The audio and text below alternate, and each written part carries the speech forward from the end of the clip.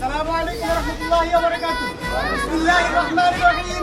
ওয়া মা লাকুম লা তুকাতিলু ফি সাবিলিল্লাহি ওয়াল মুস্তাদআফিনা মিনার রিজালি ওয়ান নিসা ওয়াল উলদান।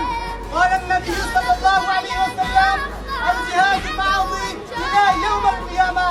সম্মানিত তাওহীদি ছাত্র জনতা ভাইরা, আমরা দেখতেছি সারা বিশ্বব্যাপী, বিশেষ করে ফিলিস্তিনে আমার তাওহীদি মুসলমান ভাইদের উপর আমেরিকার মদদে ইহুদি ইসরায়েলরা নির্দিষ্টভাবে হত্যাকাণ্ড চালাচ্ছে। কিন্তু আমরা দেখেছি বিগত অনেক বছর ধরে হত্যাকাণ্ড চলতেছে, কিন্তু জাতীয় সংঘ চুপ রয়েছে। আমরা এর বিচার চাই। আমরা বলতে চাই, আমাদের প্রথম মসজিদে আকসা এটা শুধু ফিলিস্তিনের জন্য নয়, এটা আমাদের সকলের মসজিদ।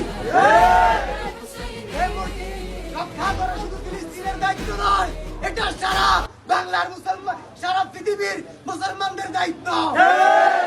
কিন্তু দুঃখের বিষয় আমরা দেখতেছি মুসলমান নামে রাষ্ট্রগুলো তারা মুনাফিক হয়ে, তারা তাদের সাথে ঐক্যমত হয়ে, তারা কোনো আন্দোলন, তারা কোনো সংগ্রামে নাই।